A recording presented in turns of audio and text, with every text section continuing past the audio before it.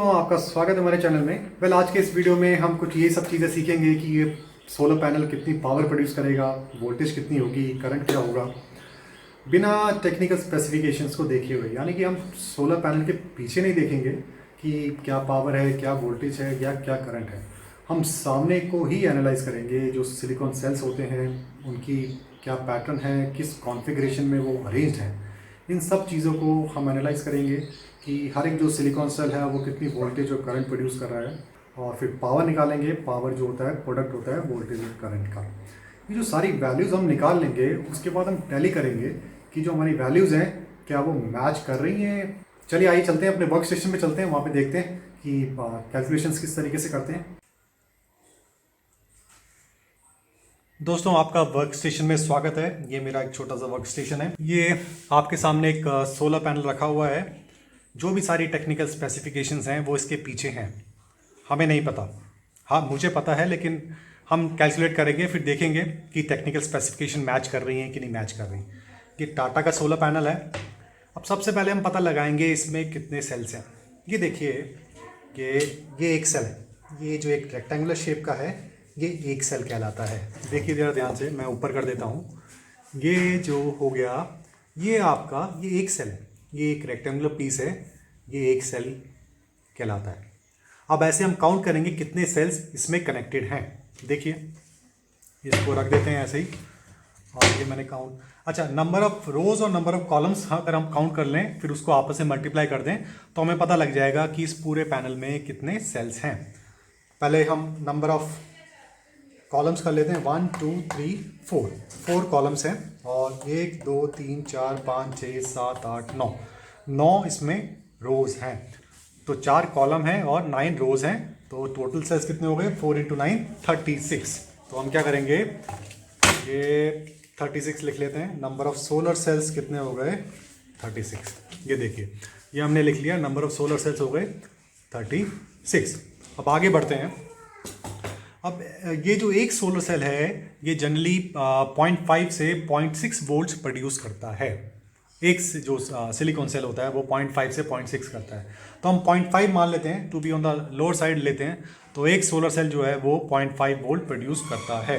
तो हम लिख लेते हैं एक सोलर सेल मेरा 0.5 वोल्ट प्रोड्यूस कर रहा है।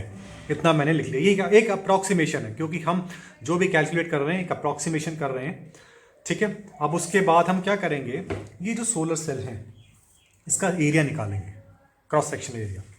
तो एरिया के लिए क्या करेंगे, लेंथ इंटू ब्रेथ करते हैं। तो उसे नाप लेते हैं। कोई भी सोलर सेल ले लीजिए, ये ले लेते हैं। ये मैंने ये वाला सोलर सेल लिया। इसकी जो लेंथ है वो 6 सेंटीमीटर के आसपास है। ये देखिए, ये जो है 6 सेंटीमीटर के आसपास इसकी लेंथ है, और जो इसकी जो विड्थ है या जो ब्रेथ है वो है 3 सेंटीमीटर। लेंथ 6 सेंटीमीटर है और उसकी जो चौड़ाई है वो 3 सेंटीमीटर। तो एरिया क्या हो जाएगा, 6 सेंटीमीटर इंटू 3 सेंटीमीटर। तो ये आ गया मेरा 18 सेंटीमीटर स्क्वायर। तो एक सिलिकॉन सेल जो सोलर सेल है उसका जो सरफेस एरिया आ गया वो आ गया 18, ये देखिए ये आ गया 18 सेंटीमीटर स्क्वायर। और एक सोलर सेल का जो एरिया है वो 18 सेंटीमीटर स्क्वायर है। अब एक चीज़ और समझ लेते हैं। जो जनरली सोलर सेल होता है वो 1 सेंटीमीटर स्क्वायर का, अगर एक सोलर सेल है 1 सेंटीमीटर लेंथ हो गई और 1 सेंटीमीटर विड्थ हो गई, तो ये 1 सेंटीमीटर स्क्वायर का एक सोलर सेल बन जाएगा। देखिए 1 सेंटीमीटर लेंथ और 1 सेंटीमीटर इसकी चौड़ाई हो गई। तो 1 सेंटीमीटर स्क्वायर का जो सोलर सेल होता है वो जनरली 30 मिली एम्पियर के आसपास करंट प्रोड्यूस करता है। तो हमारा जो सोलर सेल है उसका एरिया है 18 सेंटीमीटर स्क्वायर। जब 1 centimetre square 30 milliampere generate करता है तो 18 सेंटीमीटर स्क्वायर क्या करेगा, 18 को 30 से आप मल्टीप्लाई कर दीजिए तो आंसर आ जाएगा मेरा 18 सेंटीमीटर स्क्वायर को मैंने मल्टीप्लाई कर दिया 30 मिली एम्पियर, ये कट गया तो ये आ गया मेरा 540 मिली एम्पियर। या इसको एम्पियर में लिख लेंगे तो आ जाएगा, थाउजेंड्स डिवाइड कर दीजिए। ये देखिए 0.54 एम्पियर्स। तो ये जो हमारा एक सेल है जिसका एरिया 18 सेंटीमीटर स्क्वायर है, ये वोल्टेज प्रोड्यूस कर रहा है 0.5 वोल्ट के आसपास, वोल्टेज प्रोड्यूस कर रहा है 0.5 वोल्ट के आसपास। और इसमें से करंट कितना प्रोड्यूस कर रहा है, कितना जनरेट कर रहा है करंट, 0.54 एम्पियर के आसपास। तो ये दो चीज़ें अभी हमें पता लग गई, एक सेल का वोल्टेज और एक सेल का करंट प्रोड्यूस करने की कैपेसिटी 0.54 एम्पियर्स है। ठीक है, अब हमें पता लगाना है ये जो सोलर सेल है किस तरीके से कनेक्टेड है, किस कॉन्फ़िगरेशन में है। कॉन्फ़िगरेशन कहने का मतलब हो गया कि पैरेलल में कनेक्टेड है या सीरीज़ में कनेक्टेड है। अब इसके लिए हमें ध्यान से देखना पड़ेगा। देखिए थोड़ा इसको मैं ऊपर ले आता हूँ, आप ध्यान से देखिए। किसी एक सेल को ले लेते हैं, चलिए ये वाला लेते हैं।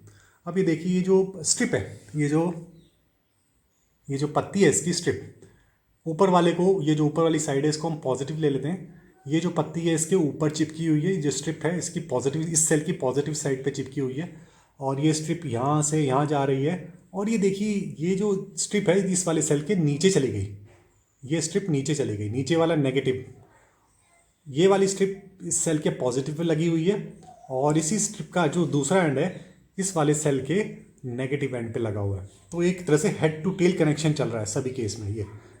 ये अगर मैं इसको टेल मानूं तो ये इसका हेड हो गया, या इसको हेड मानूं तो ये इसकी टेल हो गई। तो एक का पॉजिटिव दूसरे के नेगेटिव के साथ कनेक्टेड है। इसी फैशन में जो सारे जो हैं ये सेल्स आपस में कनेक्टेड हैं, head to tail, head to tail. जब हेड टू टेल कनेक्शन होता है तो उसको क्या बोला जाता है, सीरीज़ कनेक्शन बोला जाता है। अब सीरीज़ में वोल्टेज और करंट किस तरीके से होते हैं, सीरीज़ में वोल्टेज जो है वो ऐड हो जाती है। ये जितने भी सिलिकॉन सेल्स हैं, जितने भी सोलर सेल्स हैं, ये 36 के 36, ये जितने भी वोल्टेज जनरेट कर रहा है इंडिविजुअल सेल, इन सबको ऐड कर देंगे और करंट सेम ही रहता है। मतलब करंट सेम का मतलब कि ये जो पूरा सिस्टम बन गया हमारा एक 36 सेल्स का, उसमें जो करंट फ्लो करेगा, जो एक सिलिकॉन सेल प्रोड्यूस कर रहा है यानी कि 0.54 एम्पियर प्रोड्यूस कर रहा है, यही पूरा करंट सेम रहेगा। जबकि जो वोल्टेज है वो ऐड अप हो जाएगी, यानी कि 0.5 volt, 0.5 volt, 0.5 volt, 36 times 0.5 volt.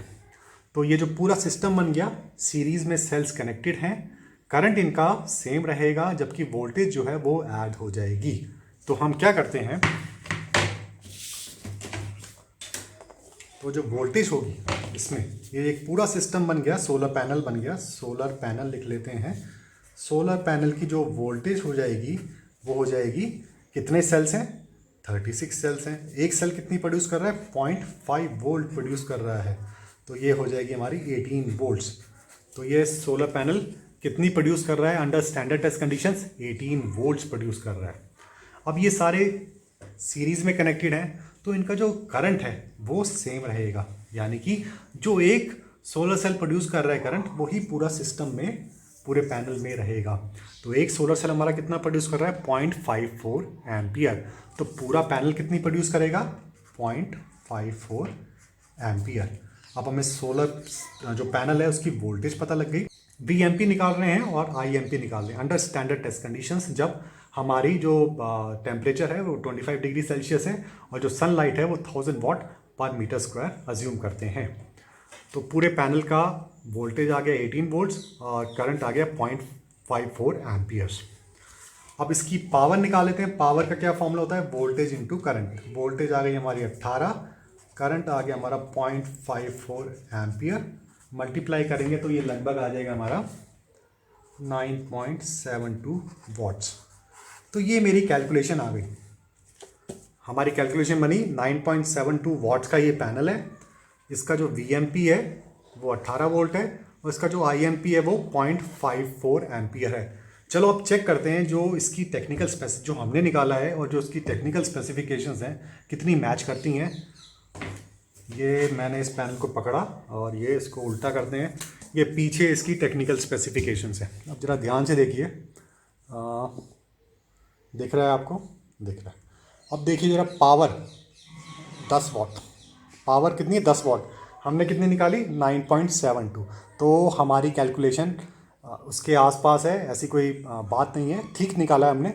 Voltage VMP, ये देखिए VMP कितना आ रहा है, 17.6 वोल्ट्स, और हमने कितनी निकाली 18 वोल्ट्स, तो हम इसके आसपास हैं। और करंट कितना है 0.55 एम्पियर, हमने निकाला 0.54 एम्पियर। तो जो हमारी कैलकुलेशन है वो काफ़ी हद तक ठीक है, क्योंकि हमने अप्रॉक्सीमेशन ली है। ये जो मैन्युफैक्चरर्स होते हैं ये पूरी टेक्निकलिटीज़ को लेके चलते हैं, लेकिन हमने तो सिर्फ कैलकुलेट किया है अपनी अप्रॉक्सीमेशन के बेस पे। तो जो हमारी कैलकुलेशन है काफ़ी हद तक ठीक है। अब आप देख सकते हो, बिना पीछे टेक्निकल स्पेसिफिकेशन देखे आप पैनल के फ्रंट को देख के पता लगा सकते हो कि जो सोलर पैनल है उसकी पावर रेटिंग क्या है, वीएमपी क्या है और आईएमपी क्या है। तो मेरे ख्याल से आपको समझ आ गया होगा। हम इसको रख देते हैं। दोस्तों, आई होप आपको समझ आया होगा कि किस तरीके से हमने कैलकुलेशन की, वोल्टेज, करंट और पावर को कैलकुलेट किया। अगर आप चाहते हैं मैं आपके लिए और इंटरेस्टिंग वीडियो लेके आऊँ तो प्लीज़ सब्सक्राइब करें हमारे चैनल को और शेयर करें अपने दोस्तों के साथ जो कि सोलर एनर्जी में इंटरेस्टेड हैं, सोलर एनर्जी को अडॉप्ट करना चाहते हैं। वेल, आज के लिए इतना ही। फिर आपसे मिलेंगे, फिर मुलाकात होगी एक नए इंटरेस्टिंग वीडियो के साथ। Thank you very much. Have a nice day.